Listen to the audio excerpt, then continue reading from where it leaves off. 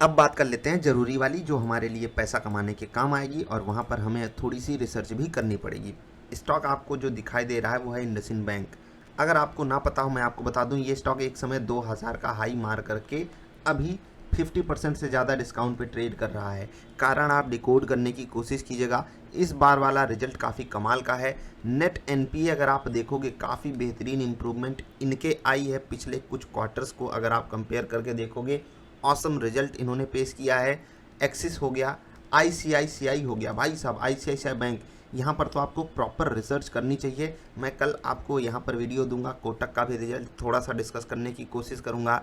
क्या PSU stocks में हमको शिफ्ट होना चाहिए वो भी मैं डिस्कस करने की कोशिश करूँगा। जो कॉस्ट ऑफ फंड्स है वो इनके लिए काफ़ी फेवरेबल बन करके आए हैं, और क्यों आईसीआईसीआई बैंक ने ऐसा कारनामा करके दिखाया ये तो हमें रिसर्च से ही पता लगेगा। बाकी एचडीएफसी बैंक हो गया, कोटक महिंद्रा बैंक हो गया, इनके भी रिजल्ट्स अच्छे ही आए हैं। इंडसइंड बैंक ने इम्प्रेस किया है। आईसीआईसीआई बैंक ने पिछले 2 क्वार्टर से कमाल की परफॉर्मेंस हमारे सामने ला करके रखी है।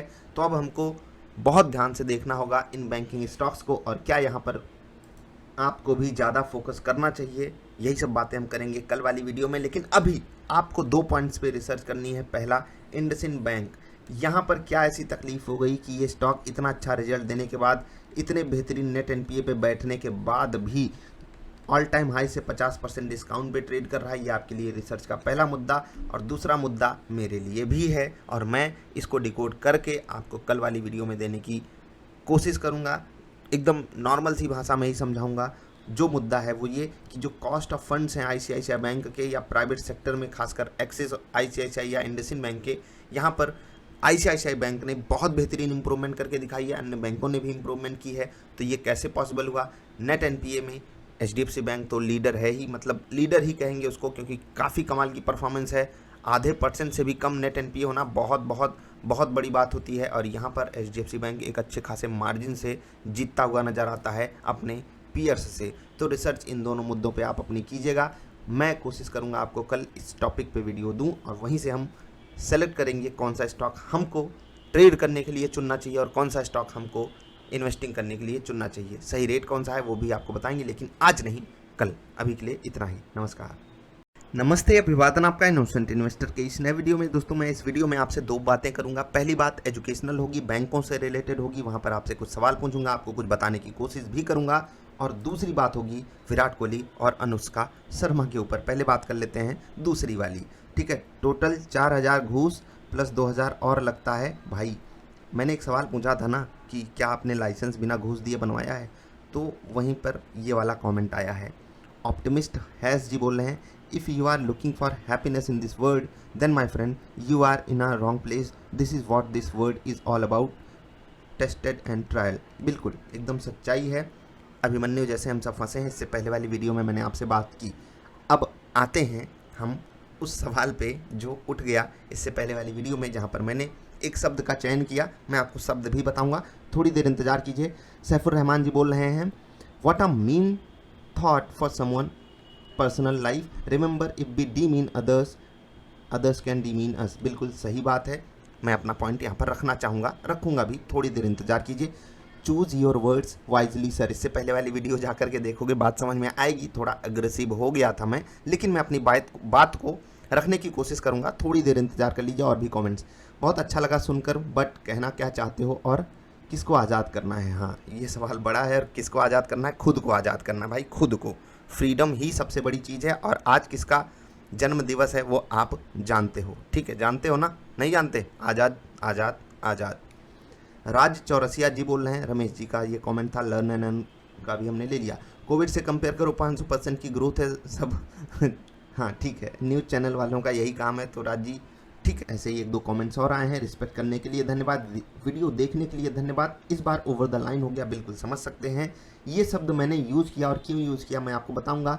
क्योंकि पहली बात तो हम जिसको हीरोइन बोलते हैं ना, वो शब्द बहुत ही बड़ा है, ठीक है। ऐसे ही किसी को हीरोइन नहीं बना देना चाहिए। और अगर आप किसी को केवल इस बेस पे सम्मान दे रहे हो कि वो चमक धमक के साथ आपके सामने आ रहा है, मेकअप करके आ रहा है, ठीक है, कम कपड़े पहन करके आ रहा है, या फिर कुछ ऐसी ही तरीके की एकदम गिरी हुई खूबी उसके पास है, तो आपका सम्मान देना बेकार है। और हीरो और हीरोइन ये शब्द का चयन बहुत ही अच्छे से किया करो। आपकी सुरक्षा में जो पुलिस वाले खड़े हैं ना वो हीरो हैं, जो फौजी बॉर्डर पे खड़ा है ना वो हीरो है, जो किसान खेत में मेहनत कर रहा है वो हीरो है। और सच्चाई समझो वही हीरो हैं, वही हीरोइन है, उनकी वाइफ्स हीरोइन हैं जो हमारे लिए खाने का इंतज़ाम कर रही हैं। जा कर के देखो उनकी इनकम कितनी बढ़ी है पिछले 10 सालों में, ठीक है, 15 सालों में उनकी इनकम कितनी बढ़ी है, वो हीरोइंस हैं। अब आप कहोगे कि आप अपनी बात को जस्टिफाई करने के लिए किसानों तक क्यों पहुंच गए, तो यहीं पर आते हैं भाई।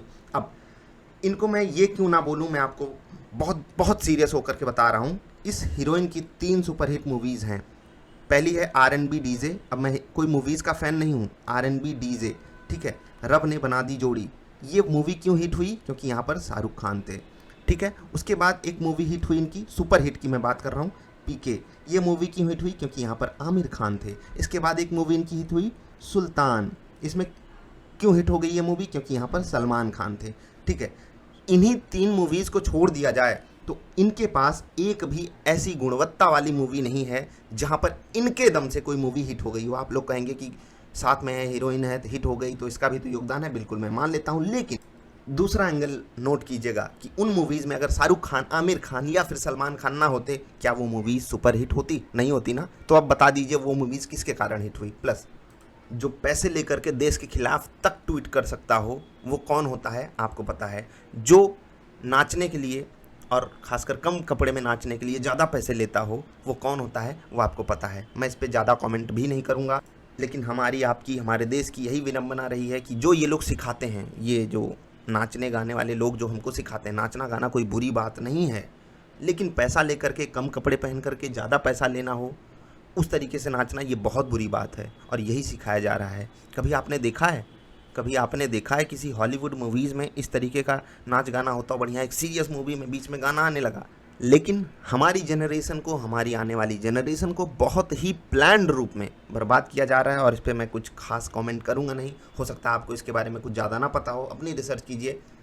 अगर मेरे द्वारा कही हुई बात आपको हिट हुई है, आहत हुए हैं आप, तो क्योंकि आप हमारी रिस्पेक्ट करते हैं तो आपकी रिस्पेक्ट के साथ मैं उन शब्दों को आप ही के लिए वापस लेता हूँ। ओवरऑल मैं नहीं ले पाऊँगा क्योंकि मुझे फिर से कहना पड़ेगा कि दोस्त मैं वही मानता हूँ उनको जो मैंने वहाँ पर लिखा है, मैं उनको रिस्पेक्ट नहीं दे पाऊँगा। हर एक प्रोफेशन की इज्जत होनी चाहिए, बिल्कुल होनी चाहिए, लेकिन वो प्रोफेशन भी अपनी डिग्निटी के साथ हमारे सामने पेश आ रहा हो।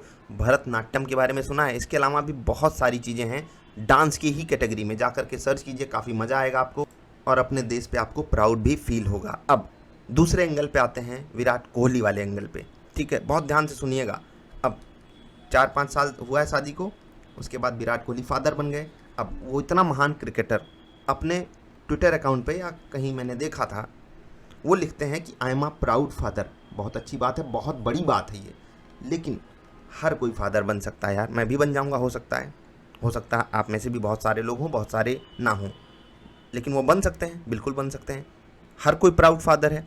अब विराट कोहली आकर के लिख देगा कि आई एम अ प्राउड फादर, तो अगर किसी डॉग का भी ट्विटर अकाउंट हुआ, कुछ लोग इससे भी बहुत आहत हो जाएंगे, तो वो भी लिख देगा आई एम अ प्राउड फादर, तो कोई बड़ी बात हो गई नहीं। लेकिन अगर विराट कोहली लिख करके दे दे कि मैं अपने देशवासियों की मेहरबानी से एक बेहतरीन क्रिकेटर हूँ, मैं एक क्रिकेटर हूँ, आई एम अ प्राउड क्रिकेटर, तो कितनी अच्छी बात होती और उसी पे उसका फोकस होता, कितनी अच्छी बात होती। लेकिन फोकस क्या हो गया, जो पूरी पॉपुलेशन, मतलब जो सबसे बड़ी प्रॉब्लम है इस देश की, उसी पे उसका भी फोकस हो गया, बच्चे पैदा करना। और ये बहुत बड़ी प्रॉब्लम है। आपको लगता होगा नहीं ये तो कुछ नहीं, मजाक है।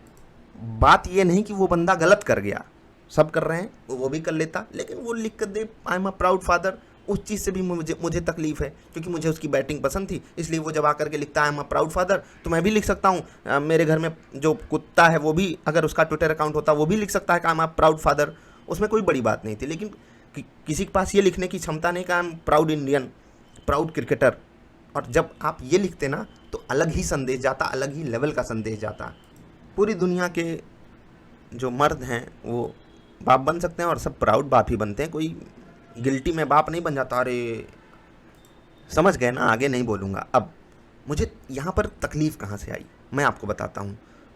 इस बंदे को बहुत सारे यूथ्स फॉलो करते हैं। अब ये आकर के अपने अकाउंट पे लिख देगा आई एम अ प्राउड फादर, तो इसकी मेहनत अंत में कहाँ पर ख़त्म हुई, फादर बनने पर। कौन सी पॉसिबिलिटी ये खो करके फादर बन गया। सचिन तेंदुलकर जैसे महानतम खिलाड़ी का रिकॉर्ड ये आसानी से तोड़ सकता था, और उसको छोड़ करके इसका ध्यान किस पे लग गया, फादर बनने पे, प्राउड फादर बनने पे। किसके पीछे पड़ गया, जो पैसे लेकर के ट्वीट करती है, पैसे लेकर के नाचती है, जो एक हिट मूवी अपने दम पे नहीं दे सकी, उसके पीछे पड़ गया। तो भाई ऐसे लोगों के खिलाफ थोड़ी सी तकलीफ ही पनप जाती है। खैर जाने दीजिए, विराट कोहली खुद कहता है कि मेरी बीबी को कुछ मत बोलो क्योंकि वो मेरी बीबी है, मेरे बच्चे की माँ है, तो हम कौन होते हैं भाई बोलने वाले। वो उसकी जो क्रिकेटिंग स्टाइल है काफ़ी पसंद है, या यूं कहिए पसंद थी, अभी वो खेल ही नहीं पा रहा है तो क्या पसंद आएगी, खाक। बाकी वो फिर से जब अच्छा खेलेगा मैं फिर से उसकी बैटिंग देखने के लिए उतावला रहूँगा। जो उसने किया उनकी लाइफ में आकर के, उसकी लाइफ में आकर के, वो मेरे हिसाब से तो कुछ भी पॉजिटिविटी है नहीं वहाँ पर। वो बात यहीं पर आकर के ख़त्म होती है। बाकी आपका अपना थॉट है, हो सकता है कि आप मेरी इस वीडियो में भी कही हुई बातों से एग्री ना करते हो, कोई बात नहीं, आप कमेंट कर सकते हो। लेकिन अब इस टॉपिक में यहीं पर छोड़ते हुए आगे बढ़ता हूँ। इस पे आगे वीडियोज़ नहीं आएंगी, मैं आपको कमेंट के थ्रू रिप्लाई देने की कोशिश करूँगा अगर आप कोई कमेंट करते हो तो। बाकी वीडियो देखने के लिए आपका आभार। आज़ाद जी के ऊपर रिसर्च ज़रूर कीजिएगा क्योंकि वही हमारे देश के असली हीरो, और उन्हीं के कारण हम और आप आज़ादी से बोल पा रहे हैं। मैं यहाँ इस तरफ आज़ादी से बोल रहा हूँ और आप उस तरफ आज़ादी से कमेंट कर पा रहे हो। हमारे पास फ्रीडम ऑफ स्पीच है, उस बंदे के कारण, या यूं कहिए उन हीरोज़ के कारण जो आज हमारे साथ नहीं है, लेकिन उन्होंने बहुत बड़ा बलिदान दिया है। तो ऐसे लोगों को बिल्कुल सम्मान दिया कीजिए। उनको अगर कोई गलत, हल्का सा भी गलत बोलता है उससे भिड़ जाया कीजिए। और ऐसे लोगों के लिए यार ठीक है, कोई बात नहीं, आपको अगर कोई चीज़ बुरी लगती है आप बिल्कुल मुझसे भी भिड़ सकते हो, और मुझे भी पता चले कि मैं मरे हुए लोगों से बात नहीं कर रहा हूँ। आप लोगों ने पॉइंट रखा, इसका मतलब क्या है कि सर रिस्पेक्ट एक तरफ है, लेकिन जो मेरी प्रोसेस ऑफ थिंकिंग है उसका भी मैं सम्मान रखना चाहता हूँ। आपके सामने मैं अपना पॉइंट रख रहा हूँ और इससे अच्छी कोई बात हो नहीं सकती। इसी को कहते हैं हेल्दी कम्युनिकेशन। बाकी क्या ही कहें यार, हो सकता है आप इस वीडियो के भी पॉइंट से डिसएग्री करो, लेकिन उसके लिए भी आपका सम्मान ही करूँगा मैं।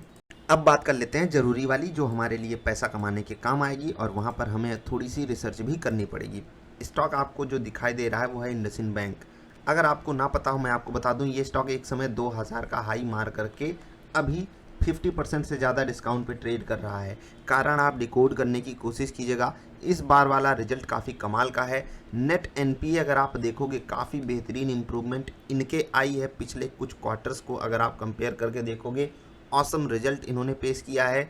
एक्सिस हो गया, आईसीआईसीआई हो गया, भाई साहब आईसीआईसीआई बैंक, यहाँ पर तो आपको प्रॉपर रिसर्च करनी चाहिए। मैं कल आपको यहाँ पर वीडियो दूंगा, कोटक का भी रिजल्ट थोड़ा सा डिस्कस करने की कोशिश करूँगा। क्या पीएसयू स्टॉक्स में हमको शिफ्ट होना चाहिए वो भी मैं डिस्कस करने की कोशिश करूँगा। जो कॉस्ट ऑफ फंड्स है वो इनके लिए काफ़ी फेवरेबल बन करके आए हैं, और क्यों आईसीआईसीआई बैंक ने ऐसा कारनामा करके दिखाया ये तो हमें रिसर्च से ही पता लगेगा। बाकी एचडीएफसी बैंक हो गया, कोटक महिंद्रा बैंक हो गया, इनके भी रिजल्ट्स अच्छे ही आए हैं। इंडसइंड बैंक ने इम्प्रेस किया है, आईसीआईसीआई बैंक ने पिछले 2 क्वार्टर से कमाल की परफॉर्मेंस हमारे सामने ला करके रखी है। तो अब हमको बहुत ध्यान से देखना होगा इन बैंकिंग स्टॉक्स को, और क्या यहाँ पर आपको भी ज़्यादा फोकस करना चाहिए। यही सब बातें हम करेंगे कल वाली वीडियो में। लेकिन अभी आपको 2 पॉइंट्स पे रिसर्च करनी है। पहला, इंडसइंड बैंक, यहाँ पर क्या ऐसी तकलीफ हो गई कि ये स्टॉक इतना अच्छा रिजल्ट देने के बाद, इतने बेहतरीन नेट एनपीए पे बैठने के बाद भी ऑल टाइम हाई से 50% डिस्काउंट पे ट्रेड कर रहा है। ये आपके लिए रिसर्च का पहला मुद्दा। और दूसरा मुद्दा मेरे लिए भी है, और मैं इसको डिकोड करके आपको कल वाली वीडियो में देने की कोशिश करूँगा। एकदम नॉर्मल सी भाषा में ही समझाऊँगा।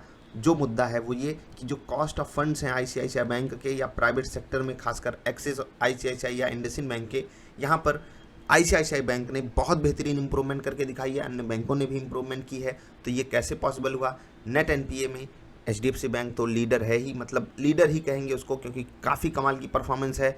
आधे % से भी कम नेट एनपीए होना बहुत बहुत बहुत बड़ी बात होती है, और यहाँ पर एचडीएफसी बैंक एक अच्छे खासे मार्जिन से जीतता हुआ नज़र आता है अपने पीयर्स से। तो रिसर्च इन दोनों मुद्दों पे आप अपनी कीजिएगा। मैं कोशिश करूँगा आपको कल इस टॉपिक पे वीडियो दूँ, और वहीं से हम सेलेक्ट करेंगे कौन सा स्टॉक हमको ट्रेड करने के लिए चुनना चाहिए और कौन सा स्टॉक हमको इन्वेस्टिंग करने के लिए चुनना चाहिए। सही रेट कौन सा है वो भी आपको बताएंगे, लेकिन आज नहीं, कल। अभी के लिए इतना ही, नमस्कार।